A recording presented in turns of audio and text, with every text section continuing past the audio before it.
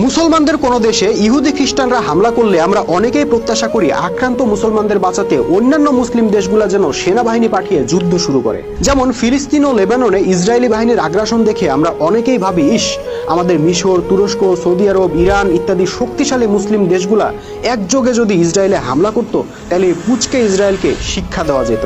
এটা আমাদের মুসলমান জনসাধারণের ভাবনা, ধর্মীয় সেন্টিমেন্টের জায়গা থেকে আমরা অনেকেই এভাবে চিন্তা করে থাকি। কিন্তু বাস্তবতা তার ঠিক বিপরীত। দেখা যায় অন্যান্য মুসলিম প্রধান দেশগুলা মুসলমানদের বাঁচাতে ইসরায়েলের বিরুদ্ধে যুদ্ধে নামা দূরে থাক, একটা প্রতিবাদ পর্যন্ত করতে সাহস পায় না, নীরবতা পালন করে। কেউ কেউ তো আবার ইসরায়েলকেই হেল্প করতে থাকে। যেমন জর্ডানের কথা বলা যায়, এটা মুসলিম প্রধান একটা দেশ, শাসকও একজন মুসলিম, কিন্তু অভিযোগ আছে এই দেশটা ফিলিস্তিনিদের পক্ষে না থেকে কার্যত ইসরায়েলের পক্ষে অবস্থান নিয়েছে। এছাড়াও মিশর, সৌদি আরব, তুরস্ক এসব দেশগুলো তাকিয়ে তাকিয়ে ইসরায়েলি গণহত্যা দেখছে, অথচ তাদের শক্তিশালী সামরিক বাহিনী আছে, অস্ত্রশস্ত্র আছে, শক্তিশালী অর্থনীতি আছে। তারা চাইলে 24 ঘন্টার মধ্যে ইসরায়েলকে বেকায়দায় ফেলতে পারত, কিন্তু কিছুই করছে না। প্রশ্ন হলো, কেন করছে না? বন্ধুরা, আমরা সাধারণ মুসলমানরা বিষয়টাকে জেনারেলাইজ করে এভাবে ব্যাখ্যা করি যে এই মুসলিম শাসকদের ঈমান নাই, তারা হলো মুনাফিক, গাদ্দার, তারা ইহুদি খ্রিস্টানদের কাছে বিক্রি হয়ে গেছে ইত্যাদি। অর্থাৎ পুরো বিষয়টার জন্য আমরা কয়েকজন শাসককে দায়ী করে এই বিষয়টার মীমাংসা করে ফেলতে চাই। কিন্তু ভাইজান, শুধু কয়েকজন শাসকের দোষ দেখলে তো হবে না, নিজেদের দিকেও একবার তাকাতে হবে। এটা কিভাবে হতে পারে যে আমরা বিশ্বের 160 কোটি মুসলমান সবাই হলাম পাক্কা ইমানদার, কিন্তু আমাদের শাসকরা সবাই মুনাফিক? আসলে ঘটনা সেটা নয়। মুসলিম বিশ্বের এই পরিস্থিতির নেপথ্যে আরো গভীর কারণ আছে, যা বোঝার জন্য কিছুটা ইতিহাসের বিশ্লেষণ প্রয়োজন। আসুন সংক্ষেপে ইতিহাসের একটা পাতায় চোখ বুলিয়ে নেওয়া যাক। আল্লাহ রসুল মুহাম্মদ সাল্লাল্লাহু আলাইহি সাল্লাম সারা জীবন কষ্ট করে, খেয়ে না খেয়ে, সংগ্রাম করে, রক্ত দিয়ে একটা উম্মাহ তৈরি করে গিয়েছিলেন। সেই উম্মার প্রধান বৈশিষ্ট্য ছিল দুইটা। এক, সবসময় একজন নেতার অধীনে ঐক্যবদ্ধ থাকা। দুই, সবসময় আল্লাহর দ্বীন প্রতিষ্ঠার জেহাদ করতে থাকা। আপনি ইতিহাস পড়ে দেখেন ওই উম্মার ডিজাইনটা কেমন ছিল। তাদের একজন ইমাম ছিলেন, একটা রাষ্ট্র ছিল ও একটা বাহিনী ছিল, আর সেই বাহিনী সার্বক্ষণিক আল্লাহর দ্বীন প্রতিষ্ঠার সংগ্রামে নিয়োজিত ছিল। যেমন ধরেন হযরত উমর রাদিয়াল্লাহু আনহু এর শাসনকালের দিকে যদি তাকান, তাহলে দেখতে পাবেন তখন পুরো মুসলিম উম্মার ইমাম ছিলেন একজন, উমর রাদিয়াল্লাহু আনহু। সেই উম্মার রাষ্ট্রও ছিল একটাই এবং সেনাবাহিনীও ছিল একটাই।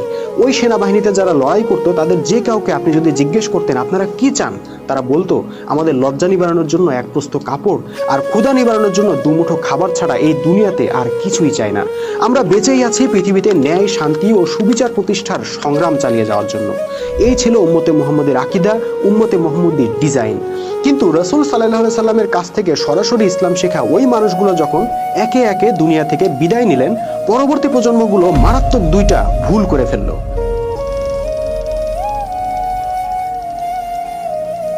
প্রথমত, মুসলিম উম্মাহ তাদের এক নেতা এক রাষ্ট্র এই ডিজাইন ভেঙে বহু নেতা ও বহু রাষ্ট্রে বিভক্ত হতে লাগলো। ততদিনে শিয়া সুন্নি সহ বিভিন্ন মতবাদ তৈরি হয়ে গেছিল, ফলে দেখা গেল শিয়াদের আলাদা রাষ্ট্র ও সুন্নিদের আলাদা রাষ্ট্র দরকার হয়ে পড়ছে, কারণ কেউ কাউকে মানে না। তাছাড়া কখনো খলিফা একজন নামমাত্র থাকলেও তার অধীনস্থ আমিররা বিভিন্ন এলাকায় স্বাধীনভাবে শাসন করতে লাগলেন। তা করতে গিয়ে এক আমিরের সাথে আরেক আমির যুদ্ধ পর্যন্ত করতেন। এদিকে ধর্মীয়ভাবে শিয়া সুন্নি ছাড়াও হানাফি, হাম্বলি, খারেজি, রাফেজি, মুতাজিলা, আশারিয়া ইত্যাদি 73 ফেরকায় বিভক্ত হয়ে গেল মুসলিম উম্মাহ। এক টুকরা আরেক টুকরার বিরুদ্ধে বাহাস, মুনাজারা ইত্যাদিতে লিপ্ত হলো। এক ফেরকা আরেক ফেরকাকে কাফের ফতোয়া দিতে লাগলো। এক কথায় সবাই মিলে মহা সমারোহে মুসলিম উম্মার ঐক্য ভাঙার কাজ সম্পন্ন করলো, যা ছিল মুসলিম উম্মার সর্বকালের সবচাইতে বড় ভুল। দ্বিতীয়ত, উম্মাহ দ্বীন প্রতিষ্ঠার জেহাদ ছেড়ে দিল। যে উম্মার দায়িত্ব ছিল সারা বিশ্বে আল্লাহর দ্বীন প্রতিষ্ঠা না হওয়া পর্যন্ত জেহাদ চালিয়ে যাওয়া, তারা সেই মিশন ভুলে গিয়ে অস্ত্র ফেলে একদল হাতে তুলে নিল খাতা কলম, আরেক দল হাতে তুলে নিল তাসবিহ। খাতা কলম নেওয়া দলটি লক্ষ লক্ষ মাসলা মাসাইল রচনা করে আলেম ফকি হবার সাধনা শুরু করলো, আর তাসবিহ নেওয়া দলটি আত্মার ঘষা মাজা করে পীর দরবেশ হবার সাধনা শুরু করলো, যা ছিল উম্মার দ্বিতীয় বড় ভুল। তার মানে বুঝতেই পারছেন রাসূল সাল্লাল্লাহু আলাইহি সাল্লাম এই উম্মাহকে মূল যে দুইটা বিষয় শিক্ষা দিয়ে গিয়েছিলেন, সেই দুইটা শিক্ষায় এই উম্মাহ প্রত্যাখ্যান করলো। বলা বাহুল্য, এই ঘটনাগুলাই মুসলিম উম্মার ইতিহাসের মোড় ঘুরিয়ে দেয়। মুসলিমদের ভাগ্যে পরাজয় ও গোলামির বন্দোবস্ত ফাইনাল হয়ে যায়। এর পরবর্তী ইতিহাস ক্রুসেডারদের হাতে, মঙ্গলদের হাতে ও ইউরোপীয় ঔপনিবেশিকদের হাতে মুসলিম উম্মার মার খাওয়ার ইতিহাস, পরাজিত হবার ইতিহাস, গোলামি করার ইতিহাস। বন্ধুরা, আমাদের মাওলানা সাহেবরা ওয়াজ মাহফিলে ও জুমার খুতবায় কুরআনের বহু আয়াতের তর্জমা করেন, শানে নজুল বলেন, কিন্তু তারা কখনোই সূরা তওবার 39 নম্বর আয়াতটা বলেন না। এই আয়াতে আল্লাহ মুসলিম উম্মাহকে বলেছেন, যদি তোমরা জেহাদে বের না হও তাহলে তিনি তোমাদেরকে কঠিন শাস্তি দিবেন ও তোমাদের স্থলে অন্য জাতিকে চাপিয়ে দিবেন। কি ভয়ঙ্কর কথা, কি ভয়াবহ সতর্কবাণী। আল্লাহ কোরআনের কোথাও বলেননি নামাজে বের না হলে সবাইকে মর্মন্তুদ শাস্তি দিবেন ও অন্য জাতিকে চাপিয়ে দিবেন, কিংবা বলেননি হজ করতে বের না হলে সবাইকে মর্মন্তুদ শাস্তি দিবেন ও অন্য জাতিকে চাপিয়ে দিবেন। বলেছেন জেহাদে বের না হলে এমনটা করবেন। অর্থাৎ জেহাদ ছাড়া শাস্তি হলো দুনিয়াতে লাঞ্ছনাদায়ক আযাব ও অন্য জাতির গোলামি। বন্ধুরা, আজকে মুসলিম বিশ্ব কেন মর্মন্তুদ শাস্তি ভোগ করছে, কেন তারা অন্য জাতির গোলামি করছে এবং কেন আল্লাহ তাদেরকে উদ্ধার করছেন না, তা কি বোঝা যাচ্ছে এবার? সুতরাং মনে করার কারণ নাই যে আমাদের উপর যে নির্যাতন চলছে, যে গণহত্যা চলছে, যে হামলা চলছে, তা আমাদের মুসলিম শাসকদের মুনাফিকির ফল, গাদ্দারির ফল, আর আমরা সাধারণ মুসলমানরা হইলাম পাক্কা ইমানদার। না ভাই, এমনটা ভাবার কারণ নাই। এই পরাজয়, এই বিপর্যয় শুধু আমাদের শাসকদের কর্মফল নয়, পুরো মুসলিম উম্মার কর্মফল।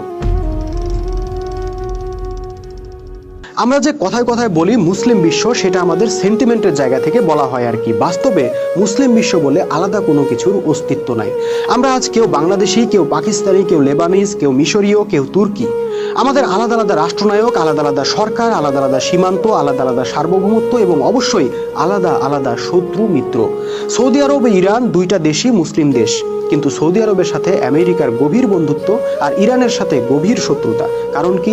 কারণ সৌদি আরবের পররাষ্ট্রনীতি ভিন্ন, ইরানের পররাষ্ট্রনীতি ভিন্ন। আপনি বলতে পারেন এই জাতিরাষ্ট্রের ধারণা তো ইসলাম সম্মত নয়, কিন্তু ভাইজান, বিশ্ব তো ইসলাম দিয়ে চলছে না, বিশ্ব তো ইসলামের না। আমরা যারা ইসলামে বিশ্বাস করি, আমরা জেহাদ ছেড়ে দেওয়ার কারণে ও ঐক্য ভেঙে ফেলার কারণে যখন দুর্বল হয়ে পড়েছিলাম, সেই সুযোগে ইউরোপীয়রা সারা বিশ্বকে দখল করেছিল, আমাদেরকেও দখল করেছিল। তারপর তারা তাদের তৈরি বিশ্ব ব্যবস্থা প্রবর্তন করেছে, তাদের তৈরি জাতিরাষ্ট্র ধারণা মোতাবেক সারা বিশ্বকে 200 টুকরায় বিভক্ত করেছে। তারা চাইলে 400 টুকরাও বিভক্ত করতে পারে এবং ইসলামের প্রত্যেকটা বিধানকে বৃদ্ধাঙ্গুলি দেখিয়ে তারা অন ইসলামিক সিস্টেম চালু করতে পারে। আমাদের কিচ্ছু করার নাই। বন্ধুরা, আমাদের কোরআনে আছে সুদ হারাম, কিন্তু তাতে ওদের কি? ওরা সুদভিত্তিক অর্থ ব্যবস্থা তৈরি করে সারা বিশ্বে প্রবর্তন করেছে। এখন আমাদেরকে সেই বিশ্ব ব্যবস্থার আন্ডারে বসবাস করতে হচ্ছে আর তাদের তৈরি সুদভিত্তিক অর্থ ব্যবস্থায় মানতে হচ্ছে। ইসলামকে তারা নির্বাসন দিয়েছে মসজিদ ও মাদ্রাসার 4 দেওয়ালের মধ্যে। ওখানে বসে আপনি যত খুশি কোরআন তেলাওয়াত করতে থাকেন, কোনো অসুবিধা নাই, কিন্তু কোরআনের বিধান দিয়ে জীবনযাপন করতে চাইলে খবর আছে।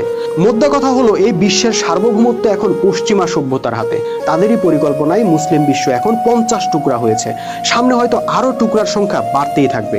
একটা তরমুজকে যেমন একসঙ্গে খাওয়া যায় না, আগে কেটে টুকরা টুকরা করতে হয়, তেমনি আমাদেরকেও তারা প্রথমে টুকরা টুকরা করেছে, এখন একটা একটা করে ধ্বংস করছে। Syria, Iraq, Afghanistan, Lebanon, Libya, Yemen, এই তালিকা দিন দিন বাড়তেই থাকবে। এখন চলছে ইরানের পালা। এখানে পুরো বিশ্ব ব্যবস্থা, পুরো সভ্যতায় মুসলিমদের বিরুদ্ধে অবস্থান নিয়ে আছে। আপনি মার খাবেন, মরবেন, উদ্বাস্তু হবেন, সারা বিশ্ব তাকিয়ে তাকিয়ে দেখবে আর কেউ কেউ উদ্বেগ প্রকাশ করবে। কিন্তু প্রতিরোধ করতে যাবেন, আপনার বিরুদ্ধে সবাই মিলে যৌথ সামরিক জোট গঠন করে হামলা চালাবে।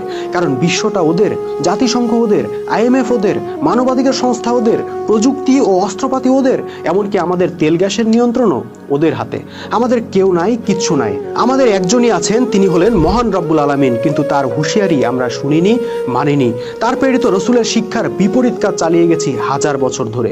এখন তিনি আমাদেরকে পরিত্যাগ করেছেন, আমাদের অভিভাবকত্ব ত্যাগ করেছেন, আমাদের উপর লানত দিয়েছেন। এই লানত একমাত্র তখনই উঠবে যখন আমরা পুনরায় সেই 2টা শিক্ষাকে ধারণ করতে পারবো। 1, তৌহিদের ভিত্তিতে ঐক্য, 2, দিন প্রতিষ্ঠার সংগ্রাম। আল্লাহ আমাদেরকে তার মনোনীত ইমামের নেতৃত্বে ঐক্যবদ্ধ হয়ে দিন প্রতিষ্ঠার সংগ্রামে অবতীর্ণ হওয়ার তৌফিক দান করুন। এই কামনা করে আজকের মতো বিদায় নিচ্ছি। আগামী ভিডিও দেখার আমন্ত্রণ রইল। আল্লাহ হাফেজ। সালামু আলাইকুম ওয়া রাহমাতুল্লাহি ওয়া বারাকাতুহু।